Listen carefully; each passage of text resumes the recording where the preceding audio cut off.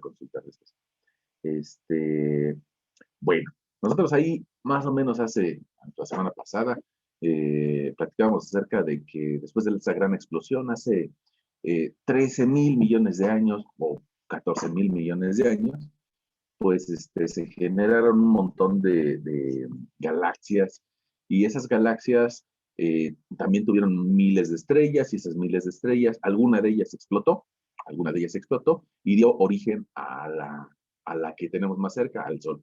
Resulta que nuestro Sol no es de los fundadores del universo, sino que ya es una segunda generación, una tercera generación más bien. Bueno, y que resulta que la historia es un poquito repetitiva y que así como se explotó en alguna ocasión todo el universo y formó una nube de polvo de estrellas, bueno, pues esa nube de polvo de estrellas, tal vez algunos años más adelante, se empezaron a agrupar esas partículas y se agrupan por la acción de la gravedad universal, ¿no? Por ahí ese concepto nos regaló Newton y nos dijo, entre más masa tengas, más vas a ir atrayendo a otras masas. Entonces, pues primero se genera un protosol o una especie como de disco antiguo, un acetato, en donde en cada surco se van agrupando partículas. Y esas partículas, pues evidentemente que tienen diferentes velocidades de rotación, y al tener diferentes velocidades de rotación, van agrupándose cada vez más.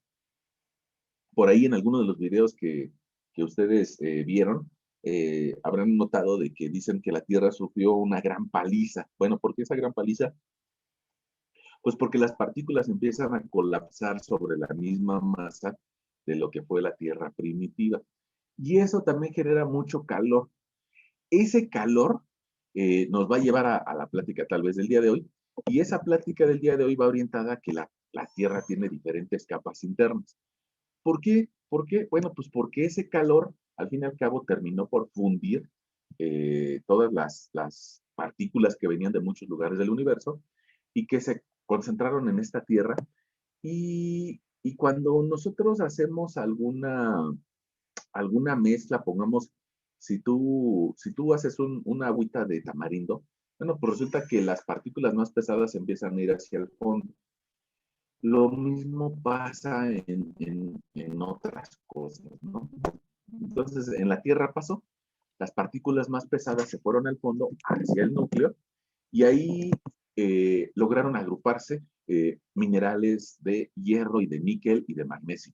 Y en cambio, de forma superficial o de forma externa, se agruparon minerales de silicio.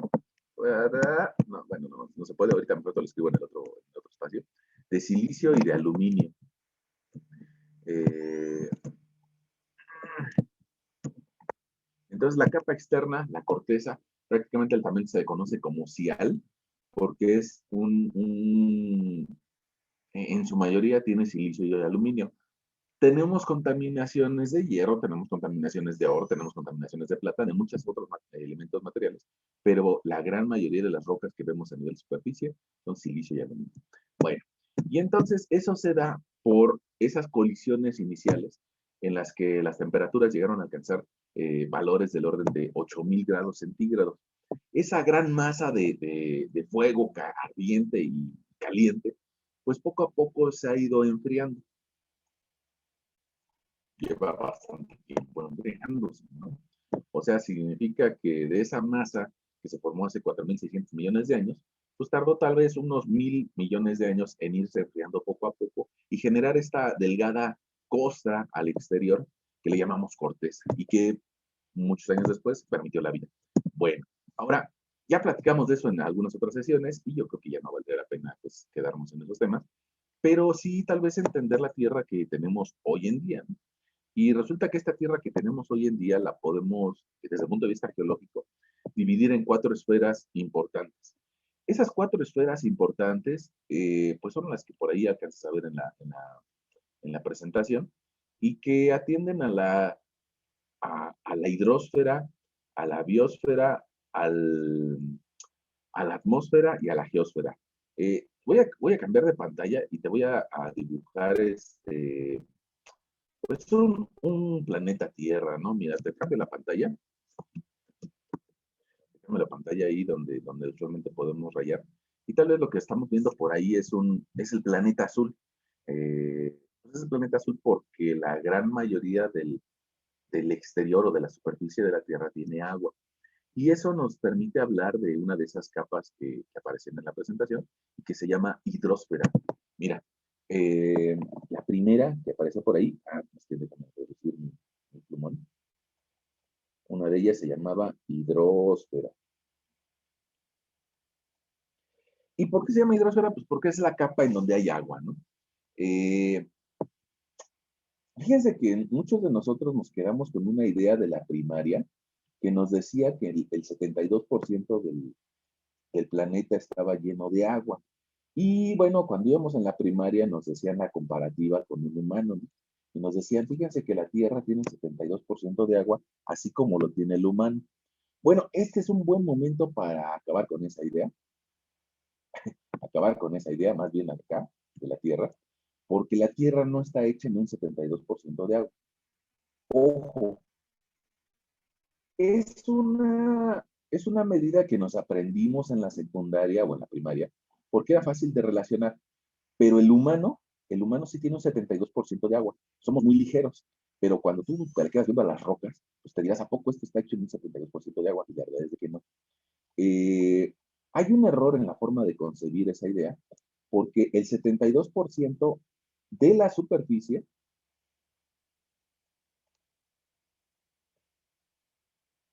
es decir, del área exterior de la Tierra, el 72% sí es agua. Pero eso es distinto, ¿no? Eso es distinto a que el 72% del planeta sea agua. ¿Qué quiere decir? Bueno, pues que la superficie está hecha de una plataforma continental y la mayoría del espacio que vemos del área exterior, bueno, esa sí está hecha de agua, ¿no? Sí tiene agua en su costa superficial, pero en realidad hacia adentro no está hecho el 72% de agua. Bueno, entonces resulta que del área exterior, eso sí lo podemos creer, que sea de un 72%. Bueno, déjame a ver si te puedo ubicar. Ahí tenemos un continente aproximado, ¿no? Ok, entonces el agua de esta hidrosfera está en la corteza. No puede estar más adentro porque también nosotros platicábamos la vez anterior de que adentro de la Tierra, lo dibujo por aquí, hay diferentes capas. Y esas diferentes capas pues, tal vez consisten en una corteza, en un manto exterior, en un manto interior, e incluso pues un par de núcleos. Ese par de núcleos tienen tanta temperatura, decíamos la sesión anterior, que incluso actualmente llegan a tener 6.000 grados centígrados en el interior. Entonces, ¿qué pasaría si nosotros pensáramos que hubiera agua en el interior a 6.000 grados centígrados? Bueno, pues evidentemente que tendríamos un poco razonamiento, ¿no? Porque nosotros sabemos que el agua se evapora a, a 100 grados centígrados. No podría existir agua en el centro de la Tierra. Sí existe en la corteza, pero es muy diferente, ¿no? Entonces, hacia el centro, recuerda por ahí, tenemos 6.000 grados centígrados. ¿Eso qué significa? Que solamente hay agua en la corteza, en, la, en el exterior o en la parte fría del planeta. La parte fría del planeta es nuestra corteza que está a 0 grados centígrados. Bueno, pues esta hidrosfera nos permite el desarrollo también de la vida y por eso, pues bueno, se vuelve importante. Ahora, un comentario acerca del agua. Yo creo que todos somos partícipes con el agua. Y lo tenemos porque el 97% del agua disponible está en los mares, en mares y océanos, ¿no? Entonces, ¿eso qué quiere decir? Que el 97% del agua de la que tenemos acceso, pues está salada. Y bueno, no sé si ustedes han tratado de tomar un poco de agua de mar. nada más por experimentar, ¿no? Ya ven que se nos da eso de andar experimentando cosas, sabrán que pues es terriblemente mala, ¿no? O sea, que sabe muy mal y que incluso, pues, el quitarnos ese sabor, pues se lleva algunas horas. En realidad no podemos tomar agua de mar nosotros los humanos. Los peces, bueno, u otros organismos, ellos sí pueden consumir esa agua, pero nosotros los humanos no. Y resulta que solamente el 2% del agua está en ríos y en lagunas, es decir, es agua dulce.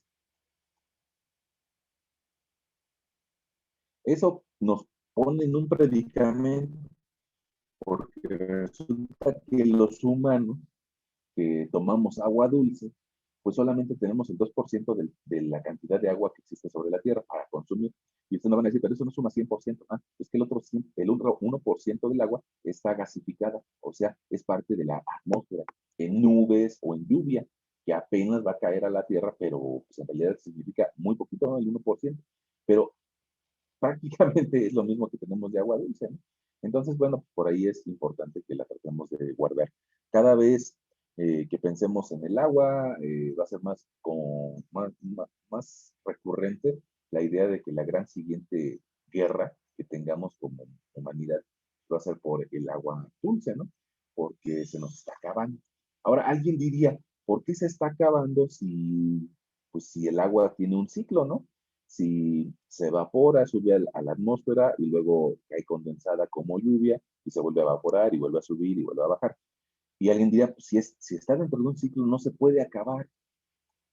Probablemente nuestros gobernantes nos están mintiendo con que se está acabando el agua dulce.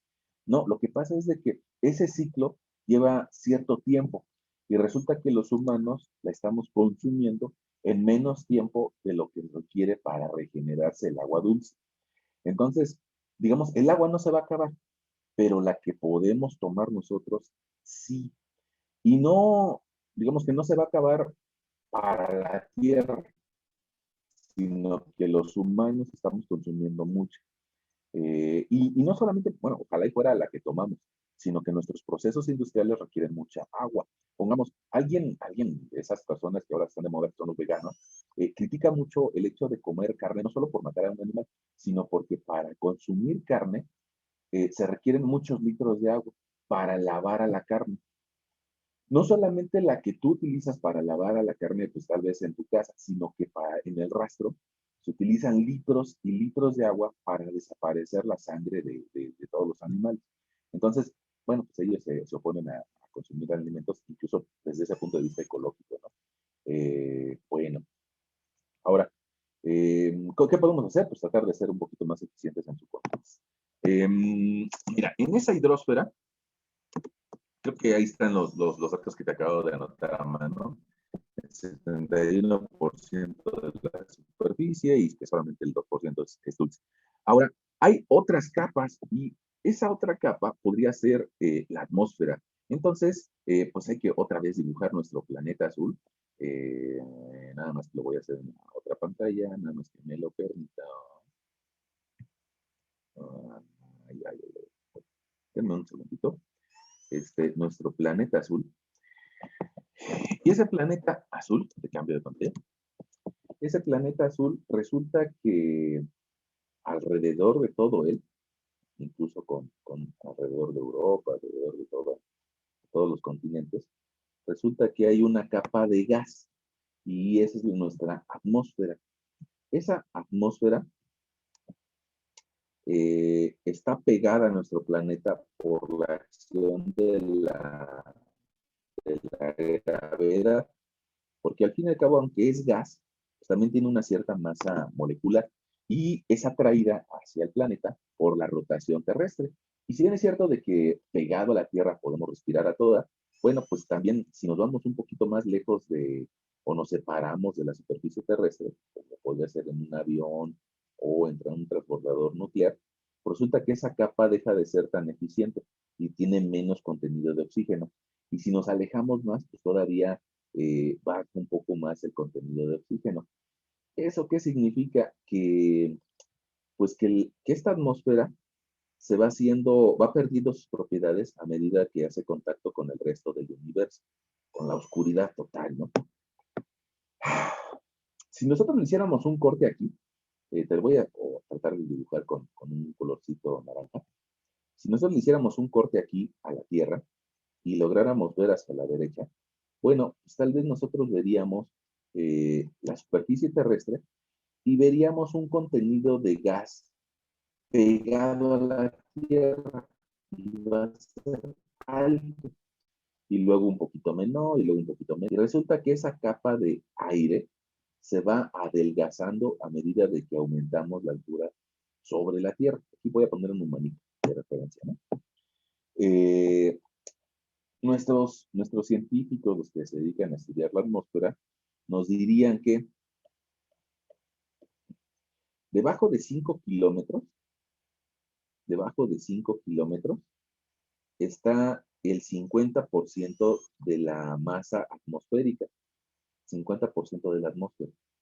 Ahí es donde hay más aire, donde hay más dióxido de carbono, oxígeno, nitrógeno y demás gases que componen el aire que respiramos. Y debajo de los 16 kilómetros está el 90% de la atmósfera.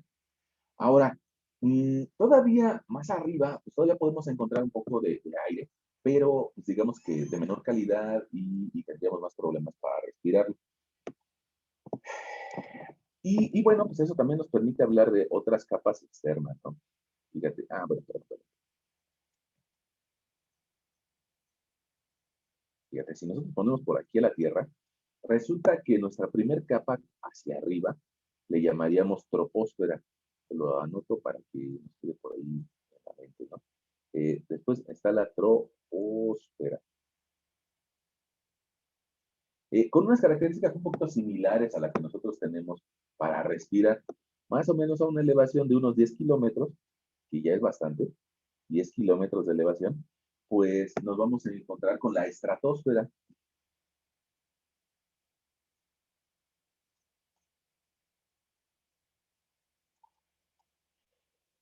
Después una mesósfera, una hemosfera y una exósfera. Y ya son capas un poquito menos importantes. ¿Por qué no te las anoto? Pues porque ya dejan de ser un poquito relevantes para nosotros. Fíjense, incluso si nosotros quisiéramos pues volar en un avión, los aviones viajan usualmente a un poco más de 10,000 pies.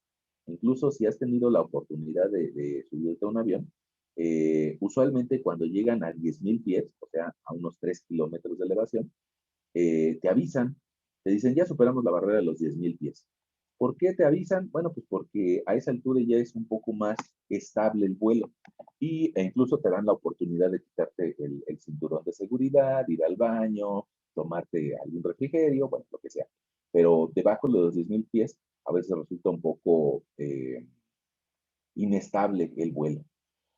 Y son, digamos, que las dos capas que nos llamarían la atención.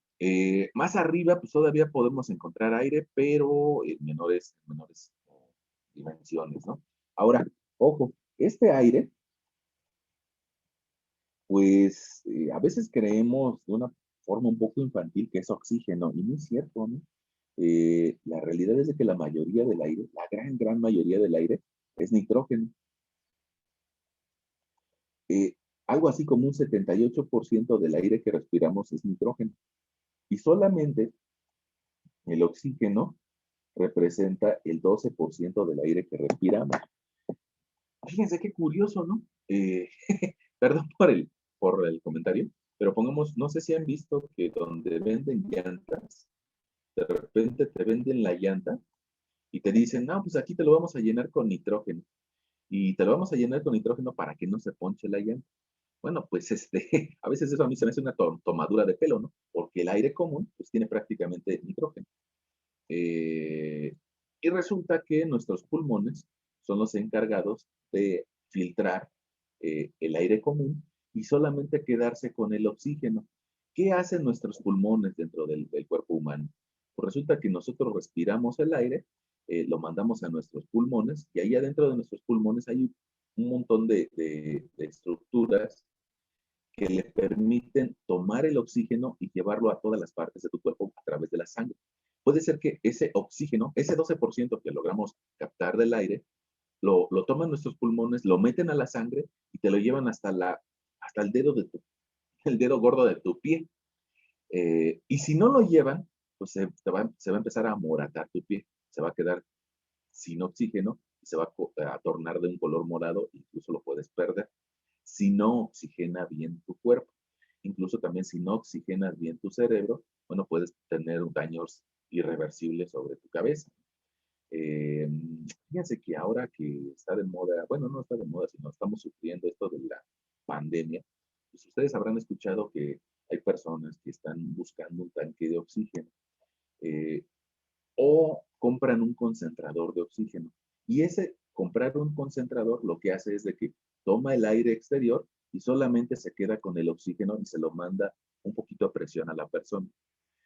En realidad todos respiramos el oxígeno del aire común y corriente, pero cuando alguien requiere terapia de oxígeno es porque su cuerpo no está siendo capaz de captar el oxígeno del aire común y corriente y llevarlo hacia sus venas. Entonces, pongamos ahora que estamos viendo este COVID, lo que pasa con alguna persona pues puede ser que no reciba la concentración de oxígeno y que prácticamente todo su cuerpo se pueda entrar en una gran crisis porque no se está oxigenando bien. Bueno, ese será otro tema. Esto lo estábamos hablando acerca de la atmósfera, ¿no? Es decir, la capa de gas que existe encima de la Tierra. Y esa capa de gas nos permite respirar. ¿Por qué se generó la atmósfera? Ah, pues por un montón de erupciones que existieron hace algunos miles de años. Esas erupciones mandaron gases al exterior y esos gases son los que pues venimos respirando. ¿Qué pasaría si nuestro planeta dejara de girar a la velocidad a la que va? Pues muy probablemente la atmósfera seguiría, se escaparía de la gravedad terrestre. Eso es algo más o menos así, le pasó a la Luna. La Luna original, la Luna en un inicio tenía atmósfera, es decir, tenía su propia capita de gases alrededor de la Luna. Pero si tú te das cuenta, la Luna no gira, no tiene una rotación como la tiene la Tierra. De hecho, nosotros todos los días por las noches, podemos ver tal vez el conejo de la Luna. Y todos los días vemos al mismo conejo.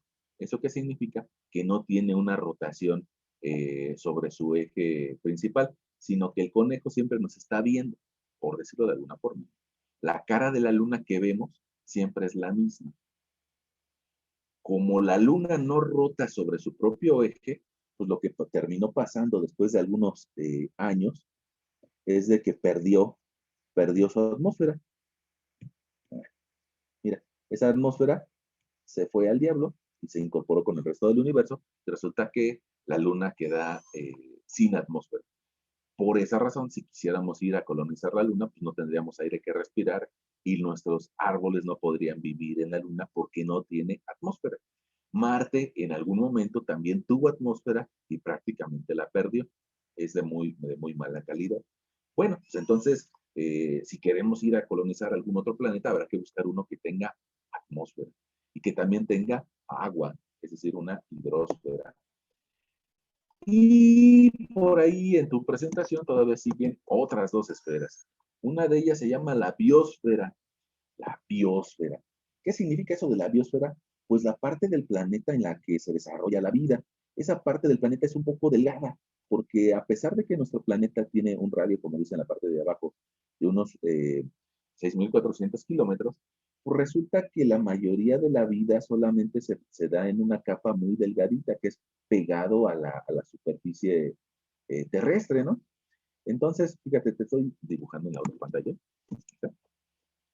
Resulta que nosotros y la mayoría de las especies eh, desarrollan la vida pegados a la superficie terrestre. No quiere decir, nosotros andamos por aquí caminando, por aquí hay plantitas, hay animales, e incluso, bueno, pues los peces también viven hasta cierta profundidad. Y esa profundidad, la gran mayoría de la vida terrestre, anda hasta un orden de 300 metros de profundidad. la mayoría. Hay algunos tipos de vida que van más abajo. Ahora, ¿cuál es el problema de ir más abajo? Pues que ya no le llega la luz solar. Recuérdate que el sol nos ayuda un montón, ¿no? El sol provoca la fotosíntesis de las plantas, tanto de tierra como de agua. Y entonces, ¿qué pasa más abajo de 300 metros de profundidad? Pues que prácticamente ya no hay luz solar. Y al no existir luz solar, pues la vida que se da allá abajo termina siendo más reducida, más del tipo bacterial o bacterias o protozoarios. Entonces, si bien es cierto que hay vida hasta 4 kilómetros de profundidad abajo, bueno, pues ya no es una vida importante. La gran mayoría de la vida llega a desarrollarse desde la superficie terrestre hasta una profundidad de 300 metros hacia abajo, o desde el nivel de terrestre, cualquiera que esté fuera, ya ven que hay elevaciones, bueno, desde el nivel terrestre hasta 1000 metros de altura. Probablemente pues tú habrás visto que hay algunas águilas, hay algunos halcones que llegan a elevarse pues algunas decenas o centenas de metros. Es difícil, es difícil que hablemos de que se elevan 500 metros o 800 metros, pero bueno, todavía la vida podría alcanzar hasta 1000 metros de altura. La mayoría, la mayoría. Entonces, mira, alguien dejó por ahí abierto su micrófono. Ya lo apago. Ya, perdón. Bueno, la mayoría de la vida se da entre el nivel más 1000 y menos 300. Ahí está la mayoría de la vida. Vida. ¿Hay una que otra vida un poco más abajo? Sí. ¿Hay una que otra vida más arriba? Sí, a nivel bacterial. A nivel bacterial podría alcanzar hasta 16 kilómetros de altura. Y entonces eso nos permite escribirle esta nueva esfera y se llama, aunque vamos a ver si me deja, se llama biosfera. Bios,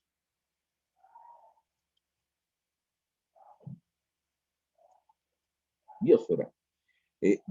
Vida, esfera donde se permite, donde se desarrolla la vida. Eh, más 1000 metros hacia arriba, menos 300 metros hacia abajo. La gran mayoría de la vida. Formas raras, formas más simples, como células, como organismos pluricelulares, llegan a alcanzar hasta 16 kilómetros de elevación. Y bien, ahí regresamos a nuestra presentación y escribimos la última esfera. La última esfera es la geoesfera. Esa geoesfera tiene la característica de ser la tierra sólida. Eh, eso bueno, tierra, pues que nosotros sentimos sólida. Pero en realidad esa tierra, voy a poner un manito acá arriba, nosotros habíamos dicho que de forma simple y para que yo me acuerde, yo puedo considerar que el radio de la Tierra es del orden de 6.400 kilómetros. Es un poco mayor en el Ecuador y pues el radio ecuatorial, en la zona de medio planeta, el radio ecuatorial es de 6.378 kilómetros, mientras que el radio hacia los polos es un poquito más pequeño.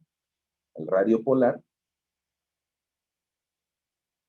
es de 6.356 kilómetros. Un poquito mide menos, unos, unos 20 kilómetros menos. Ahora, ¿qué significa 20 kilómetros? Pues tal vez es atravesar toda la Ciudad de México, ¿no? Tal vez desde algo así como desde Indios Verdes hasta Ciudad Universitaria. Eso es la diferencia que hay hacia el polo norte, hacia el polo sur, con respecto a lo que mide de forma ecuatorial. Pero yo creo que honestamente, con que tú te lleves en la mente esta distancia de 6.400 kilómetros es más que suficiente. Una recomendación, ¿cómo te lo puedes aprender de memoria? Pues resulta que es una cantidad inversa, por decirlo de una forma, al tiempo que lleva la Tierra existiendo. Ya ves que el tiempo que lleva la Tierra son 4.600 millones de años. Entonces volteas las dos primeras cifras y ya te acuerdas de cuánto mide el radio terrestre. 6.400 momentos. Bueno, por lo menos yo me acuerdo así, ¿no? Puede ser que a ti te sirva también. Esa geoesfera, con estos 6.400 kilómetros de radio, pues evidentemente que no debería de ser un solo material. Sin embargo, prácticamente durante toda la historia de la humanidad, hemos creído que es una sola esfera y que está compuesta de un mismo material. Eso llegó la geología hace unos 100 años y nos dijo que no es cierto. Bueno, vamos a nuestra siguiente lámina. Y resulta que un comentario importante, un comentario importante. Por ahí Tarbuk nos dice que el suelo es el fino barniz de material de la superficie terrestre que sustenta el crecimiento de plantas y puede considerarse una porción de las cuatro esferas. Bueno, ese comentario de Tarbuk alude a lo que llamamos suelo. El suelo es, es una pequeña porción de la superficie. Voy a tratar de, no más que de esto.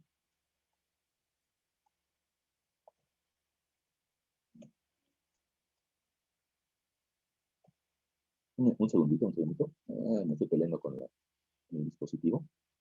No los he dejado, sigo por aquí. Bueno, vamos a ver si ya nos deja. No, no deja.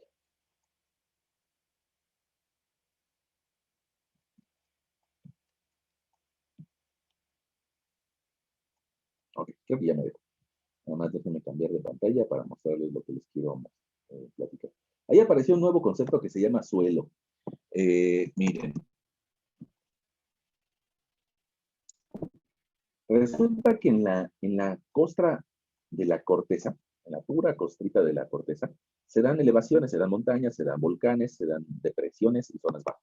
Bueno, pues resulta que en esa costrita de la corteza se llega a depositar capas de material blando, o sea, pongamos algunas arenas que están volando en zonas altas, ya sea por la erosión o por las lluvias, son llevadas hacia zonas bajas y ahí se empiezan a acumular y ahí se genera un depósito de arena. Y pasan algunos miles de años y se deposita un depósito encima de ella, tal vez de grava, y luego tal vez otro de arena. Y entonces resulta que se van generando capas de material encima de la roca. Esas capas de material encima de la roca eh, permiten, ya ven que es prácticamente arena suelta o suelo, permiten el desarrollo de arbolitos o de plantas. Bueno, eso es bien importante porque si hay plantas, hay otros animales que se alimentan de ellas y, y bueno, pues eso va a permitir incluso la vida hasta carnívora, ¿no? Ahora pasa otra cosa, que la lluvia del ciclo de lluvias que decíamos hace algunos momentos, pues resulta que también va a quedar embebida en ese suelo. Y ese suelo, pues resulta que tiene tanto restos de rocas, y esos restos de rocas le podemos llamar granos sólidos o minerales. Resulta que también tiene agua, resulta que también tiene restos de árboles o restos de animales muertos, es decir, que también tiene vida. Y, y también en sus huecos tiene gases. Entonces, este suelo, donde se crecen los árboles, donde también se desarrolla la vida, bueno, es bien importante y apenas si es una capita encima de las capas de roca. Es una capita muy delgada, es una capita que en algunos casos llega a medir centímetros y en los casos más extremos, pues tal vez hasta 100 metros, ¿no? Por decirte algo, 100 metros. Entonces, es muy delgada comparado con el espesor de la Tierra o comparado con el espesor de la corteza terrestre. Entonces, por eso a este suelo, dice por ahí Tarbuk, que es un delgado barniz que permite la vida y que incluye las 4 esferas terrestres. La geosfera con los minerales, la hidrosfera con el agua, la biosfera con la vida y la atmósfera con el gas. En ese suelo se juntan todos esos elementos.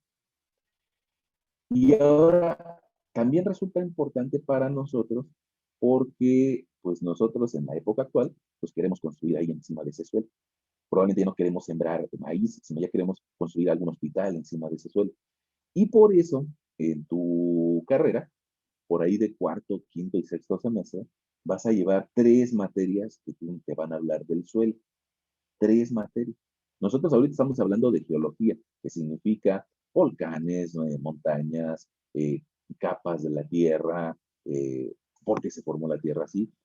Y tal vez en cuarto, quinto y sexto semestre, tú vas a particularizar el concepto de suelo, o sea, del material desintegrado que cubre a la gran mayoría de la Tierra. Bueno, mecánica de suelos, y se vuelve muy importante esa materia. Bueno, ahora ya le hicimos caso al Tarbook. Bueno, pues ahora veamos un poquito acerca de esta tierra, ¿no? En esta en la que nos tocó vivir y que por lo menos hasta ahora es la única que sabemos que nos permitiría vivir. Tal vez más adelante pues, encontremos algún otro planeta en el que nos podamos desarrollar, pero hasta hoy, hasta el 2021 de nuestro planeta, pues no hemos encontrado algún otro donde sobrevivir.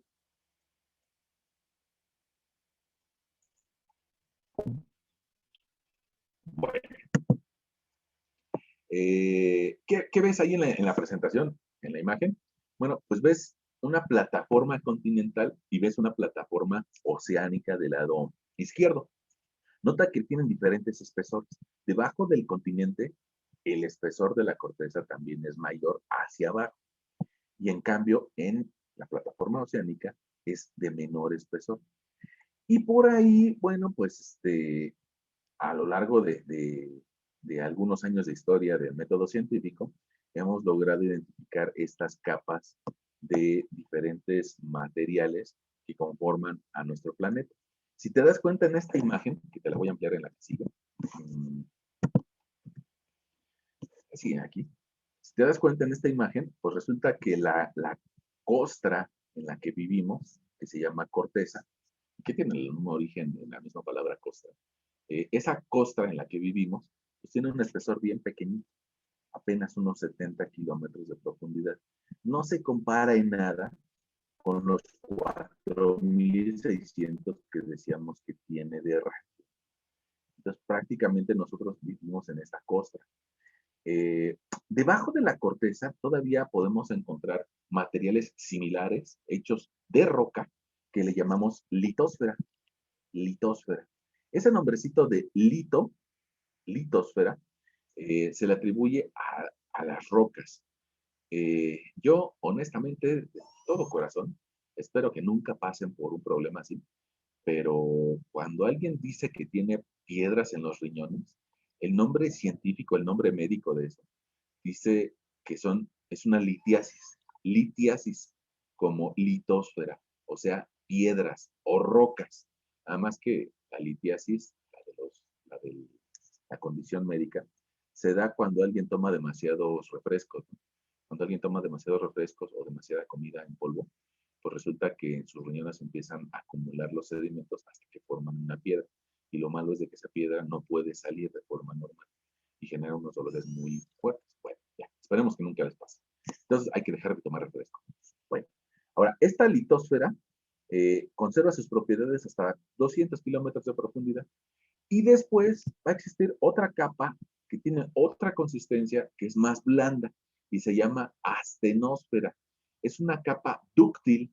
A pesar de que es más pesada, resulta que en esa capa de la astenosfera es donde se mueve la corteza. O sea, digamos como que puede nadar la corteza. Y por eso se mueven los continentes. Se mueven a una velocidad muy pequeña, ¿no? Se mueven a una razón tal vez de unos 4 centímetros por año. Pero con esos 4 centímetros por año ha sido suficiente para que se separen los continentes que originalmente estaban unidos hace unos 350 millones de años y que en 350 millones de años tienen la configuración que conocemos hoy en día. Pero se van a seguir moviendo y van a formar otros continentes dentro de algunos, pues 500 millones de años, ¿no? Tal vez no lleguen los nietos de tus nietos a ver eso, pero va a seguir existiendo, va a seguir pasando ese proceso. Ahora, en esta imagen que te muestro, son tomadas del libro de Tarbuck, ¿eh? Eh, Alcanzarás a ver que hay una corteza oceánica más delgada. Si nos le quedamos viendo aquí a la escala, desde 0 a 100 a 200, pues bueno, estarás de acuerdo conmigo que esta corteza oceánica tiene espesores del orden de 7 kilómetros. 7 kilómetros. En cambio, la corteza continental llega a tener espesores mucho más interesantes de hasta 70 kilómetros de profundidad. Ahora, debajo de ellas, ya ven que decíamos, está la astenosfera, una esfera que es fluida y que permite el movimiento de la plataforma continental. Bueno, debajo de ellas nos vamos a encontrar la mesósfera. La vez pasada quedamos que el término meso significa en medio. Alguien que es un mezzosoprano es alguien que alcanza unos tonos, una tonalidad media en cuanto a su voz. Un edificio que tiene mezanine significa que es un piso que está entre la planta baja y el primer nivel. Mezanine en medio. E incluso nosotros hacíamos referencia a la sesión pasada acerca de una vida que se dio en el pasado y que se llama mesozoico, vida intermedia. Bueno, en este caso, la mesósfera es una capa intermedia que también le podemos llamar manto interior, ¿no? Bueno, ahora, la configuración que nosotros conocemos en el 2020 del planeta, pues es así como se ve en la pantalla, ¿no? Es la que conocemos actual. No quiere decir que durante muchos años ha estado así. Bueno, todos los años se está moviendo y nuestro conocimiento es de que hace 300 millones de años estuvo junto. Pero se ha ido separando por culpa de esta zona. Voy a tratar de rayarla a ver si me deja. No puedo. Ahí está. Miren, esa dorsal oceánica, dorsal centrooceánica. Y si te das cuenta, pues hay otras dorsales en otros lugares del mundo. Pero la más importante es esta que está en medio de América y de África, de América y de Europa. Esa dorsal centrooceánica, si te das cuenta, y voy a ver si me deja borrar la raya que yo le puse. A ver, borrador. Borrar todo el sitio. Esta dorsal oceánica es una manchita que nos habla acerca de que hay montañas abajo del mar. Hay volcanes abajo del mar en esta región y también en esta de acá y también en esta de acá. Bueno, okay. Esa dorsal centroatlántica, no sé si, bueno, honestamente no sé si estabas viendo dónde estaba indicando o nada más yo lo veía. Voy a ponerle el puntero láser. Creo que ahí sí ya se alcanza a ver. Esa dorsal centroatlántica tiene montañas porque adentro del planeta la temperatura que damos que es muy elevada. Y esa temperatura tan elevada busca un punto por donde salir. Usualmente lo encuentra en los volcanes. En esa mitad del mar, la temperatura es lo suficientemente alta para vencer la presión del mar y lograr sacar lava a la superficie. Puede ser que esté abajo del mar y eso va a ocasionar que el material que salga a la superficie muy rápidamente se enfríe porque el agua ayuda a enfriarla. Pero de todas formas sigue y sigue y sigue saliendo material caliente de capas inferiores de la Tierra. Bueno, pues resulta que esta dorsal oceánica es la responsable de mover a los planetas, a los continentes, a los lados. Entonces, lo voy a tratar de dibujar ahí.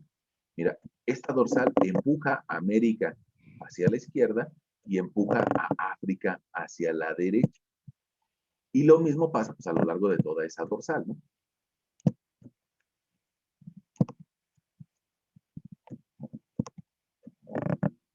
Europa es empujada hacia el oriente, América es empujada hacia el occidente. Ese proceso se ha repetido por los últimos 300 millones de años y bueno, eso también genera otros aspectos importantes o relevantes. Mira, algo de lo que podríamos pues, tal vez mencionar o comentar, pues es de que la superficie se empieza a corrugar. Pongamos, mira, ahí te estoy mostrando un trapito y otra cosa, ¿no?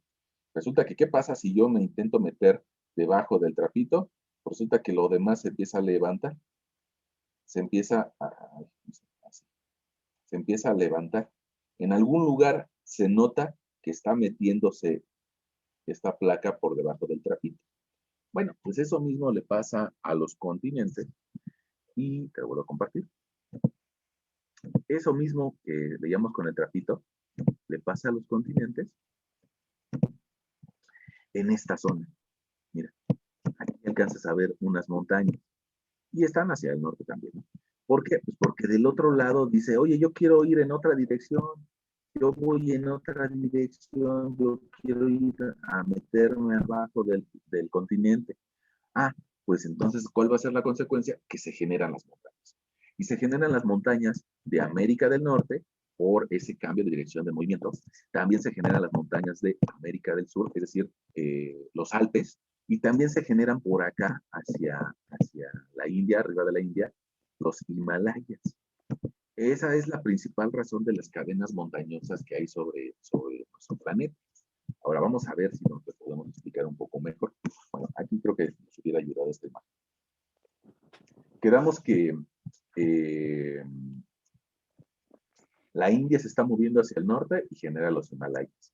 La placa de Nazca se está metiendo abajo de la placa sudamericana y genera los Andes. La placa de Cocos, en específico en México, se está metiendo por debajo de la placa americana y genera nuestra Sierra Madre occidental o Sierra Madre del Sur. Y bueno, pues eso nos da pie a pensar de que estas planicies, pongamos esta planicie que está en el centro de Estados Unidos, pues es un material más joven.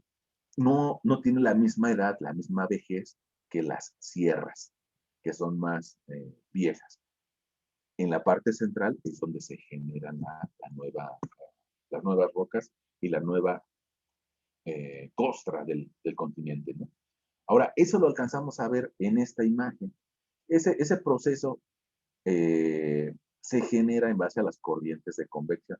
Es decir, allá abajo, tal vez a 1000 kilómetros de profundidad, pues está generando este ciclo de movimiento por calor. Eso de movimiento por calor, creo que nosotros lo habíamos platicado en la sesión anterior, creo. Y si no, pues bueno, hay que repetirlo, ¿no? Vamos a suponer que tú pones a calentar un recipiente. Vamos a suponer que tú pones a calentar un cierto recipiente y que en la parte de abajo pues tiene fuego, ¿no? Fuego, que lo aumenta de temperatura. Y adentro tú pones un poco de agua. Eh, ya ven que se nos da eso de ser investigadora. Bueno, vamos a echarle un poquito de acerrín, ¿sale? Le echamos un poquito de acerrín a nuestra agua, nada más para ver qué hace. Y resulta que esas partículas de acerrín van a empezar a moverse. Y van a empezar a moverse con dos tipos de movimientos. Uno que se llama corrientes de convección y otro que se llama movimiento browniano. Bueno, el segundo primero. El movimiento browniano te dice que cuando calientas un gas, las partículas internas del gas o del líquido empiezan a experimentar direcciones de movimiento aleatorias, porque empiezan a chocar unas con las otras. Y entonces no queda claro hacia dónde van. Si fuera un gas y no tuviera arriba y abajo. Entonces, una parte del movimiento se da con ese sentido, pero la otra parte del movimiento se da por la corriente de convección. Y lo que pasa con esa es de que pongamos esta partícula que está en la parte de abajo, está rodeada de agua, y esa agua, al estar cerca de la fuente de calor, empieza a bajar su densidad, o sea, se vuelve más fluido.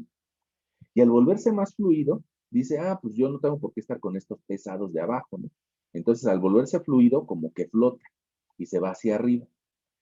Y ya que llega a la superficie, resulta que tiene contacto con el aire exterior, que está a una temperatura más baja. ¿Cuál va a ser la consecuencia? Pues que se enfríe. Y cuando se enfría, se vuelve denso y entonces se empieza a bajar. Y cuando está abajo, se empieza a calentar, se vuelve ligero y sube. Y cuando está arriba, se vuelve denso, pesado y baja y sube, y baja y sube. Entonces, la combinación de estos dos movimientos, de corriente de convección y de movimientos brownianos, pues hacen que el comportamiento por calor adentro del agua, pues tienda a generar circunferencias o corrientes de convección, pero también uno que otro movimiento raro, porque empieza a pegar unas partículas con la otra. Bueno, ahora regresemos a nuestra imagen. Y ahí alcanzas a ver una imagen muy bonita, donde tal vez nos dice, bueno, pues nada más hay corrientes de convección y nada más se mueven en una dirección. Bueno, hay que considerar también el otro fenómeno, el browniano, que es el responsable de los volcanes secundarios. Ahora, si ese movimiento se presenta, pues lo lógico es de que va a buscar un punto donde salir, y esa es la dorsal de la que hablábamos, la dorsal en medio del océano. En ese punto encontró alguna debilidad y logra sacar material caliente al exterior. Probablemente no es el mismo material del manto, aquí esto es una representación fácil de entender, pero sí va a generar un flujo de temperatura. Y ese flujo de temperatura va a hacer que el material más cercano en la astenosfera o en la litosfera se caliente a tal magnitud, tal vez a unos 1200 grados centígrados, a unos 800 grados centígrados, que le permita salir al exterior. Decíamos que nosotros que hacia el interior teníamos tal vez 6000, 4000 grados centígrados. Bueno, aquí al exterior tal vez salga con una temperatura de unos 800 o 1000 grados centígrados. Ese material que sale al exterior se enfría y forma nueva roca. Pero ¿qué pasa con ese material que era nuevo y que apenas se acababa de depositar ahí arriba? Bueno, pues hay material nuevo y hay nuevo que lo está empujando desde abajo, pues se abre. Y hay nuevo que está empujando desde abajo, pues se abre.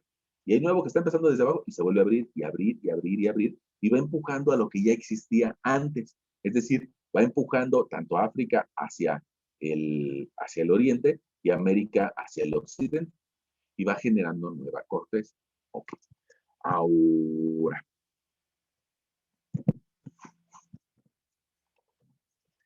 eh, ¿cómo sabemos, ¿cómo sabemos que existen estas capas? ¿Cómo sabemos que existen estas capas? Ah, pues en base a la investigación en ingeniería sísmica o en geología sísmica o en geodinámica. Fíjense que prácticamente hasta nuestros días,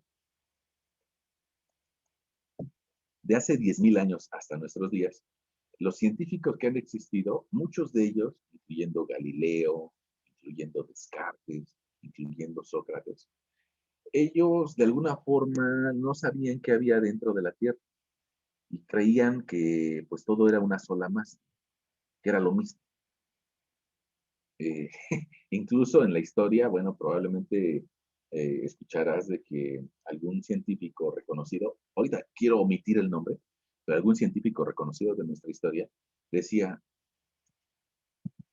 la Tierra se le llega a meter el aire de afuera y ese aire de afuera es el que provoca los sismos. Eso como que ahora en nuestros días ya sería incapaz de sostenerlo alguien científicamente hablando. Pero bueno, pues esa concepción de la Tierra, de que era de un solo material, se vino abajo al entender a los sismos. Resulta que los sismos, de una forma muy fácil de explicarlo, imagínate un marro. Este marro le pega al medio elástico y ¿qué va a pasar inmediatamente después? Pues que se va a comprimir. Lo que medían cuadritos iguales, primero se comprimen y va avanzando en tiempo hacia abajo. Mira, esas partículas que se comprimieron permiten que las de al lado se compriman y las originales vuelvan a una posición o un tamaño inicial. Eh, a ver, voy a ver si se ve el punto lanza. Entonces, las originales volvieron a su mismo tamaño. Después, estas que están comprimidas avientan a las que están a un lado a la derecha. Y eso hace que las originales probablemente incluso hasta midan más de su medida inicial. Y hace que esta onda vaya viajando a través del tiempo en el medio elástico. Y va comprimiendo y descomprimiendo, comprimiendo y descomprimiendo lo que encuentra a su costado. Entonces, ¿eso qué significa? Que las ondas que se reciben en un sismo, pues deberían de llegar a la misma velocidad en todas direcciones, si eso fuera cierto, si el planeta estuviera hecho de un solo material. Pero Mohorovičić fue uno de los primeros investigadores que se dio cuenta de que eso no era cierto, que la velocidad adentro de la Tierra no viajaba con una forma constante, sino que había sitios donde las ondas se regresaban o se rebotaban, y que había sitios donde las ondas se curveaban, y que había sitios donde pasaban cosas raras, ¿no? Como que parecía como que no llegaban a tiempo. Bueno, pues resulta que Mohorovičić, que tiene un apellido un poquito raro, Mohorovičić, hace 110 años más o menos, él se puso a investigar acerca de estas ondas que se registran en un sismo. Y bueno, pues para hacer eso puso unas estaciones sismográficas. Sabes que el sismógrafo registra como con la intensidad de un sismo. Bueno, y se dio cuenta de que en una estación sismográfica 1 llegaban las ondas del sismo, pero aparte llegaba como un eco. Y ese eco como que se tardaba más en llegar, y se tardaba porque lo que pasa es de que le pegaba a una capa de mayor dureza, de mayor densidad, y luego era reflejado. Pero en una estación sismográfica 2 no pasaba lo mismo. E incluso, déjame hablarte de la tercera, que es el claro ejemplo opuesto. En la tercera, a 300 kilómetros de distancia, resulta que el eco o la onda más débil llegaba mucho más rápido que la onda primaria. Decía, caray, caray, caray, aquí está pasando algo raro, ¿no? O sea, imagínate eso, ¿no? Ya ustedes saben lo que es el eco, ¿no? De repente hablar en un espacio grande y decir, hola, hola, hola, hola. ¿Qué pasaría si lo escucháramos al revés? ¿Qué es lo que pasa en el tercer ejemplo? Que primero escuchamos, hola, hola, y después, hola. Ah, caray, primero llega el eco y luego la onda directa. Ah, pues eso se da, según Mohorovičić, porque hay capas de diferente densidad. Y él fue el primero en establecer la existencia de una corteza y de un manto. Y eso lo establece gracias a que dice, pues mira, en el manto, que tiene más densidad, las ondas viajan a 8 kilómetros por segundo, mientras que en la corteza las ondas viajan a 6 kilómetros por segundo. Y eso es una primera línea de investigación que nos habla acerca de que la Tierra tiene capas. Pero tú recuerdas que la corteza mide pues apenas unos kilómetros, ¿no? Tal vez desde 7 debajo del mar hasta unos 70 debajo de la corteza continental. Y yo creo que ahí vale la pena, vamos a ver si me dejan, que te haga un pequeño esquema. Mira, resulta que si nosotros dibujáramos el espesor de esa corteza, nos daríamos cuenta de que hay zonas que está más alto y hay zonas que es más profundo que en otras. Eh, debajo del océano, debajo del océano, la corteza llega a tener espesores, pues tal vez de unos 7 kilómetros. En cambio, debajo de los continentes, el espesor llega a ser, pues tal vez de unos 10 hasta unos 50, 50 70 kilómetros. Ahora, se da un fenómeno un poco parecido al de los icebergs. No sé si tú recuerdas que si alcanzamos a ver algo del iceberg desde arriba del mar, pues en realidad abajo hay una masa mucho mayor. Y esa masa mucho mayor es la que le permite flotar dentro del lago. Bueno, pues acá pasa algo parecido, ¿no? Con los continentes. Encima de una gran cadena montañosa, abajo debe de haber un espesor mayor de corteza que le permite flotar en la astenosfera.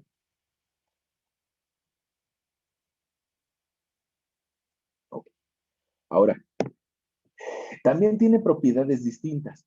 Resulta que las rocas que están debajo del océano, que son más jóvenes, que tal vez la más vieja que conocemos tendrá unos 1.800 millones de años, bueno, o sea, son jóvenes, jóvenes desde el punto de vista geológico, pues tienen una composición más bien de tipo basáltico. En cambio, las rocas que encontramos tierra adentro o en plataforma continental tienen una composición de tipo granítico. Granítico, granítico. ¿Eso por qué se da? Bueno, pues porque las que se generan debajo del océano son rocas extrusivas, logran salir a la superficie, aunque sea abajo del océano. Pero las rocas que encontramos más en plataforma continental son rocas ígneas intrusivas que enfriaron con mayor tiempo y que lograron formar cristales, cristales que podemos ver a través de granos. Ya habrá la oportunidad de que les muestre algunas fotos de rocas graníticas, ¿no? Y estas sí son un poco más viejas. De hecho, rocas viejas dentro de los continentes, las más viejas que se conocen, llegan a tener 4.000 millones de años. En base a esas rocas, pues bueno, se puede establecer la historia de la que hablábamos hace algunas sesiones, ¿no? Bueno, ahora, nuestro océano, pues en promedio llega a tener profundidades del orden de 4 kilómetros, mientras que la plataforma continental, con respecto al océano, llega a expresar profundidades y elevaciones de hasta 8 kilómetros, ¿no? Del monte Everest. Ahora, eso es, pues digamos, algo promedio, ¿no? Lo cual significa que evidentemente que hay, bueno, no, estoy diciendo algo mal. Estos 4 kilómetros de océano es una profundidad promedio, mientras que estos 8 kilómetros de corteza continental hacia arriba es un valor máximo. Tal vez un promedio, no lo tengo tan a la mente, a la memoria, pero yo creo que un promedio de elevaciones de corteza continental andará en 1 kilómetro de elevación en promedio. Eh, ¿Y por qué te digo ese valor? Porque tú recordarás que hay muchos atletas de otros lugares del mundo que cuando vienen a la Ciudad de México se cansan demasiado porque su modo de vida normal está a una elevación menor. Nosotros en la Ciudad de México tal vez andamos a 2.200 metros sobre el nivel del mar y hay personas que eso ya los sofoca. No hay la misma disponibilidad de oxígeno de la que hablábamos al inicio de la sesión con respecto a alguien que vive a nivel de mar. Incluso si alguien de ustedes cuando sea grande, cuando sea viejito, llega a tener dificultades de presión o de oxigenación, pues es recomendable tal vez, si se tienen las posibilidades, ir a vivir a una zona más baja, ¿no? Hacia el mar. Diría la canción mexicana: en el mar la vida es más sabrosa. Bueno, perdón por el comentario. Regresemos a nuestra imagen. Y entonces, este cuate Mohorovičić estableció la primera frontera entre la corteza y el manto. Y como tenía un apellido un poquito raro, Mohorovičić, que no era tan fácil de pronunciar por todo, pues se le conoce como la discontinuidad de Mojo. Esa es la discontinuidad, la primera, la que nos dio una línea de investigación. Después llegó otro cuate que se apellida Gutenberg, pero no es el cuate que hizo la imprenta, sino este es Benno Gutenberg. Benno Gutenberg, hace más o menos 107 años, se dio cuenta, continuó con la investigación de Mohorovičić y se dio cuenta de que había regiones del mundo donde algunos sismos no eran registrados y a eso le llamó una región de sombras. Una región donde no se escucha, por decirlo de alguna forma, no se escucha el sismo con la misma intensidad que en otras.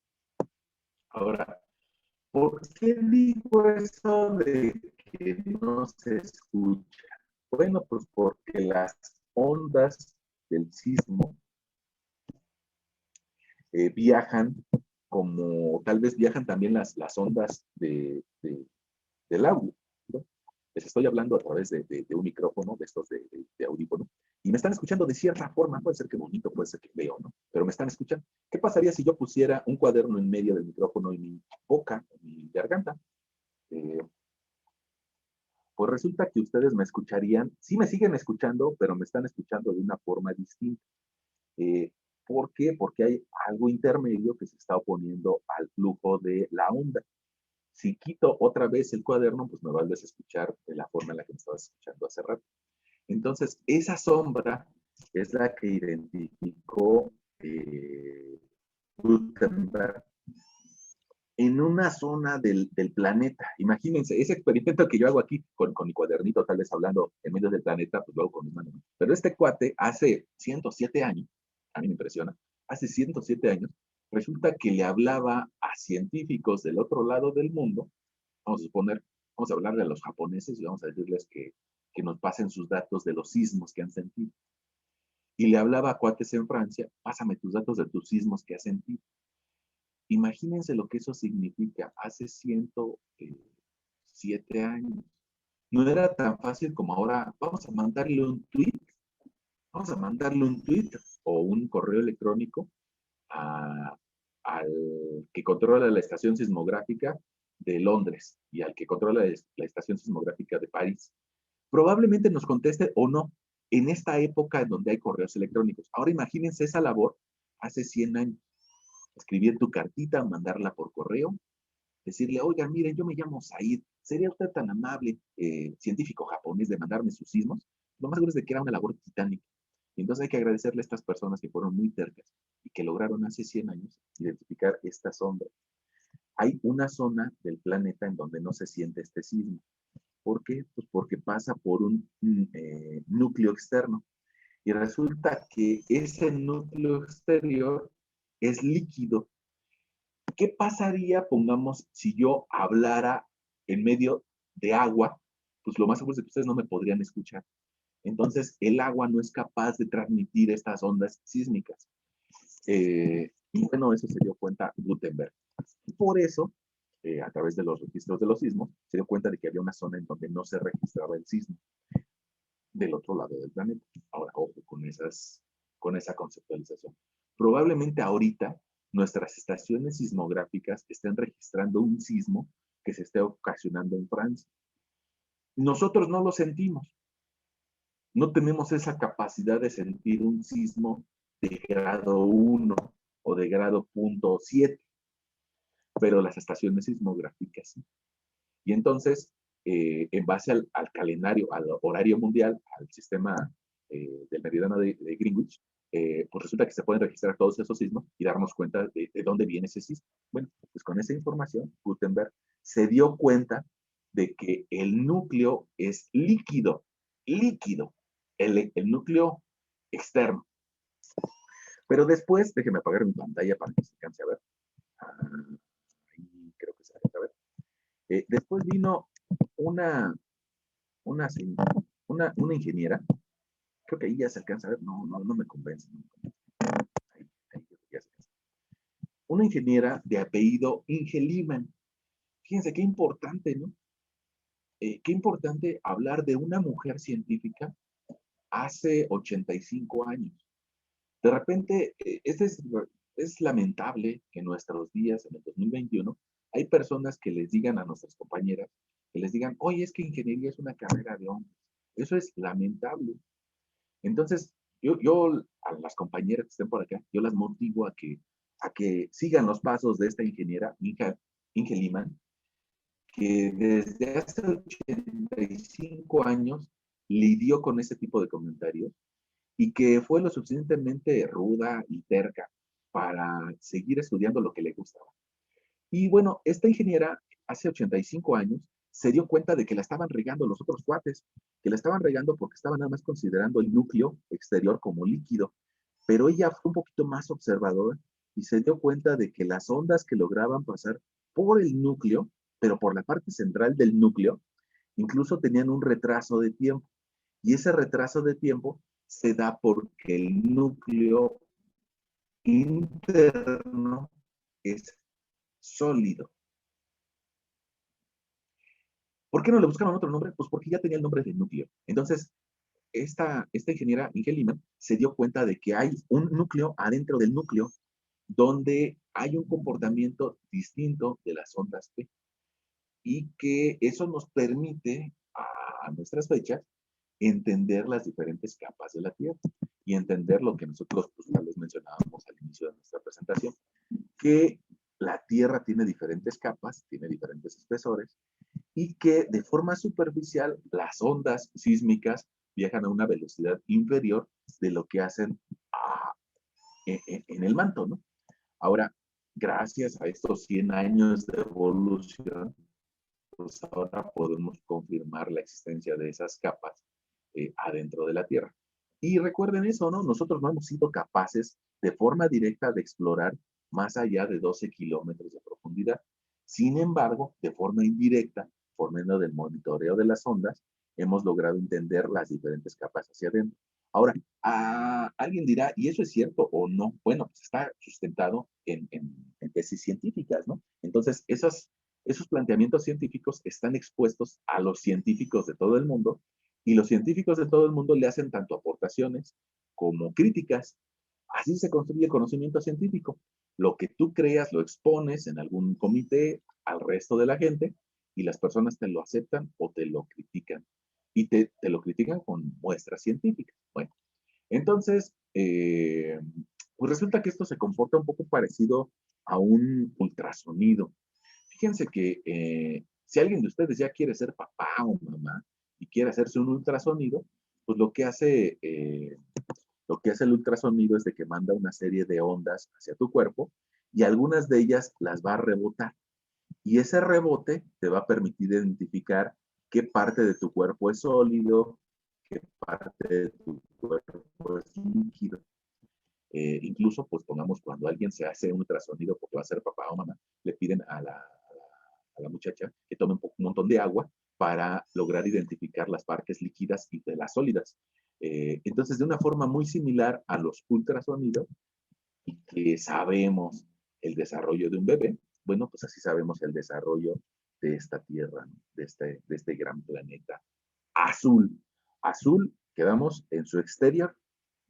Hacia adentro no hay cosas azules, no hay agua hacia el interior, solamente la pura corteza. ¿Qué hay adentro? ¿Qué hay adentro? Pues hay níquel, hay hierro, hay muchos metales. Déjame ver si nos da la oportunidad de escribir aquí al lado. Fíjate que nosotros ahorita decíamos que adentro de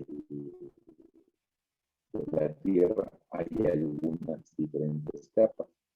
Bueno, al inicio de nuestra plática hablamos y entonces en el núcleo íbamos a tener densidades del orden de 11 hasta 14 gramos por cada centímetro cúbico. Es una densidad muy fuerte, muy elevada. En cambio, tal vez en el manto, pues logramos tener densidades del orden de 6 gramos por cada centímetro cúbico. Y en cambio, a nivel de corteza terrestre, pues tal vez andaremos del orden de unos 3 gramos por cada centímetro cúbico. Toda la corteza. Pero nosotros también hace ratito hacíamos una distinción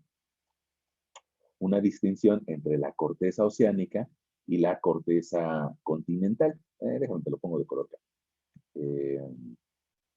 Decíamos hace algunos minutos que la corteza continental, la vieja, la que nos permite a nosotros vivir aquí arriba, esa corteza continental usualmente tiene densidades del orden de 2.7 gramos por centímetro cúbico, mientras que la corteza oceánica, pues sí anda en 3 gramos centímetro cúbico. Ahora, ¿eso qué significa? ¿No? Probablemente alguien diga, no, pues esas cantidades están chidas, pero no lo entiendo.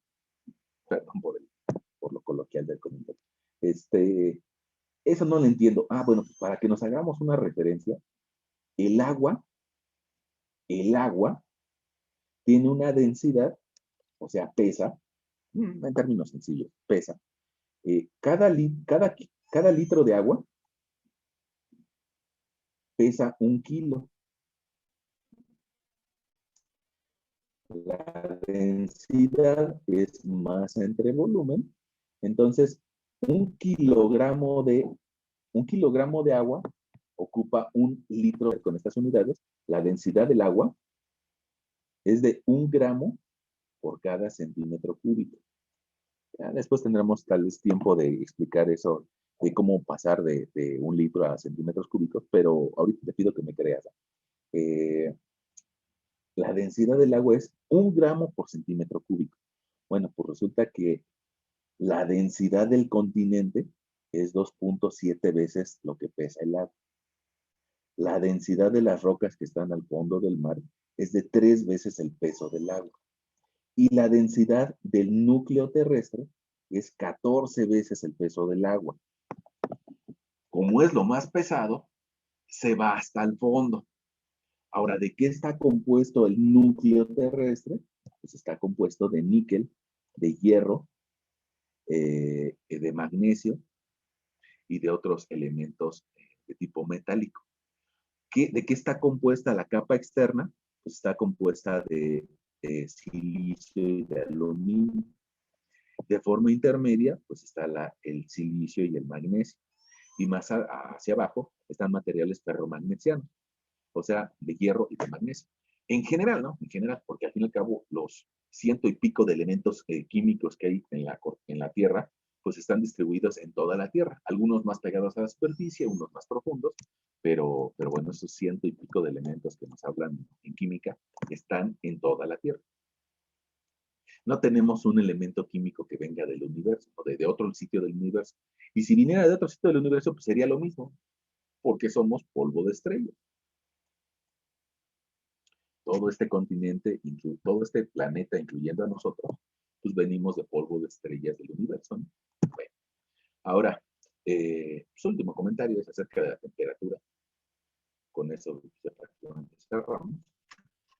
Es que estas diferentes capas tienen diferentes temperaturas. Por ahí a 3.000 metros de profundidad entre el núcleo externo, capa W, y que resulta muy importante para la transmisión de calor, o más bien para la contención de calor que viene desde el núcleo del planeta. Y mira, yo creo que lo más importante para nosotros es esta parte superior. Ahí en la parte superior verás que aumenta mucho la temperatura hasta que nos profundizamos tal vez a unos 200 kilómetros. Es decir, hasta que se acaba la litosfera. Y cuando empieza la astenosfera, es decir, la capa dúctil que permite el movimiento de los continentes, ahí ya no se genera tanto aumento de temperatura. Ahí ya más o menos se estabiliza. Entonces, la corteza y la litosfera funcionan como un contenedor de calor. Eso es bueno que en esta etapa se enfríe la Tierra, porque si no, nos quemaríamos. Y también porque si no, se escaparía el calor interno hacia el universo. Si se escapa el calor interno, pues dejaríamos de rotar y se acabaría todo, ¿no? O la historia. Pero bueno, este contenedor de calor, pues también hay que tenerlo en cuenta porque en esta etapa, cada 100 metros que bajes de exploración, cada 100 metros hacia abajo, va a aumentar 3 grados centígrados. Eso pues nos impide hacer excavaciones muy profundas. Probablemente, a medida de que avance tu carrera, te llame la atención trabajar en túneles. Y resulta que los túneles sí llegan a estar a un centenar de metros abajo de la tierra. Sobre todo túneles que sirven para ferrocarriles o para carreteras. Entonces, al estar adentro de la tierra, va a aumentar la temperatura, decíamos, 3 grados por cada 100 metros de profundidad. Es importante que lo tengas por ahí en la mente. 3 grados por cada 100 metros de profundidad. Y bueno, pues es la historia de este planeta que por ahí reconocemos en nuestros días, ¿no? Ahora, ¿cuál va a ser nuestro siguiente paso? Pues ir puntualizando, ¿no? Ya dejamos el universo, ahora llegamos al planeta y ahora iremos profundizando en él. Y nuestro siguiente paso, nuestra siguiente parada, tal vez para la siguiente sesión, pues será hablar acerca del ciclo de las rocas. Dentro de esa dinámica que tiene el planeta, pues una primera etapa es generar rocas ígneas o rocas que pasaron por el fuego, por la ignición, y esas rocas algún día se van a erosionar y se van a convertir en sedimentos, y esos sedimentos un día se vuelven a ser rocas sedimentarias, y después se siguen alterando por el calor de la Tierra hasta volver a generar magma que inicie el ciclo de las rocas.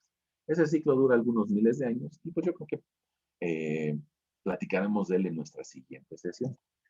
Pero si alguno de ustedes pues tiene alguna duda o algún comentario que agregarnos a los demás, pues bueno, yo creo que es un buen, o quisiera yo agregar esto. No sé cómo ven.